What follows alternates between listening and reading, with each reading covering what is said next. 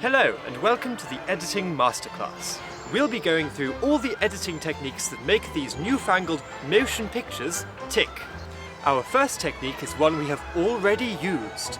Did you notice? To the Editing Masterclass.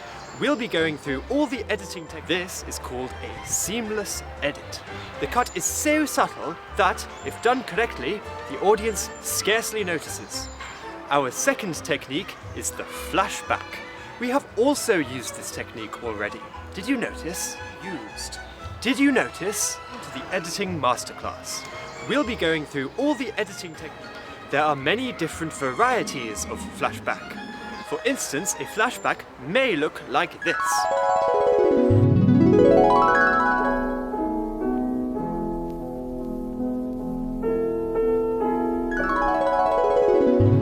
Or we might simply cut to the flashback. So, these are our first two editing techniques, seamless editing and flashbacks. Used properly, both ought to go completely unnoticed by the audience. This is called continuity editing.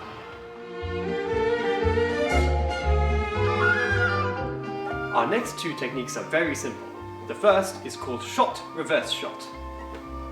Thomas and Victoria are having a conversation, but how might we shoot this? We could just keep the camera here for the whole conversation, but we can't see their faces and it might get a bit boring.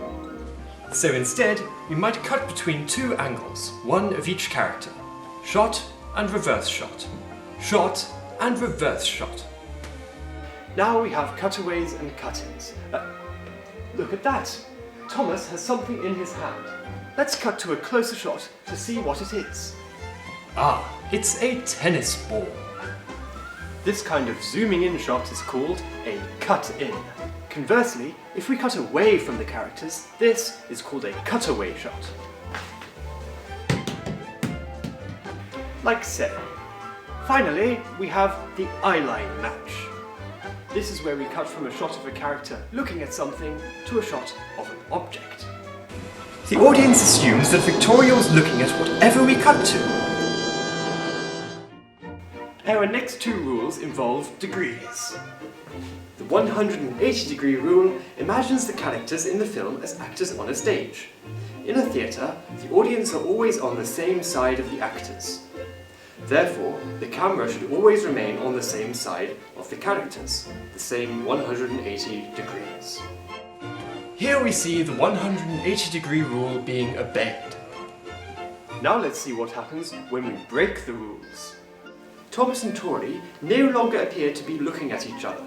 The sequence does not make any sense. Just as we cannot move the camera more than 180 degrees, we also cannot move the camera less than 30 degrees. This is called the 30-degree rule.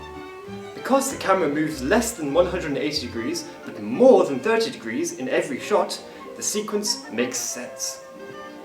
So, remember, if you wish not to discombobulate your audience, remember the 30 and 180 degree rules. Our next two techniques are similar to each other. The first is parallel editing. Let's say Thomas and Victoria are telephoning. We might depict it thusly. But that's a bit complicated for us here in the olden days, so instead we might use parallel editing. Cutting between different scenes in different locations occurring at the same time. Cross-cutting is much the same, but rather than crossing between two scenes happening simultaneously, cross-cutting can occur across time. And as this first segment of the Editing Masterclass draws to a close, we come to the match cut. This is where you cut between two visually similar shots to create a thematic link between them. It may also be used to connect two locations or time periods. Well, that concludes part one of the Editing Masterclass. We hope you found it enjoyable and educational. And from me, Thomas and Victoria, goodbye. Alright, welcome to the Editing Masterclass, part 2. Remember everything the old man told you about continuity editing, about following the rules? Forget it! This is discontinuity editing.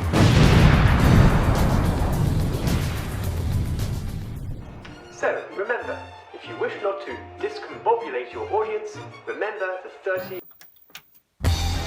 Well, maybe I do want to maybe I do want to confuse the audience. Look, by deliberately breaking the 30-degree rule, we can create a jump cut, which can unnerve the audience or create a fast-paced sequence. What about the 180-degree rule? What if I want to break that one too? Who's gonna stop me? The film police? Quick, Vicky, give me another technique. Eyeline matching. Eyeline matching? That's easy! Quick, look over there! It's me!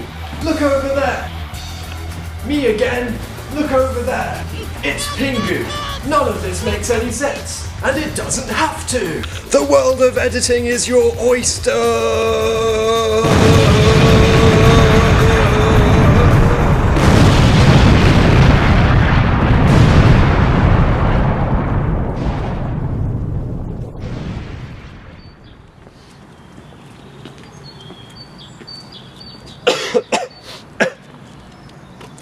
Actually, there is one more technique you need to know about. This is my mate Tommy. He's been studying really hard for his A-levels because he wants to achieve the grades he knows he's capable of. But how might we represent this through the medium of film? Well, we could use a montage.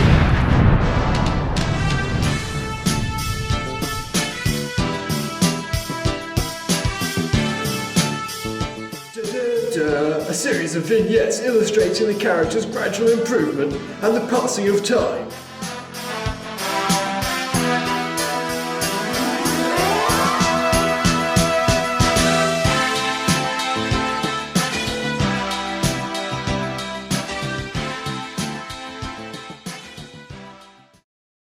Well, that's about it.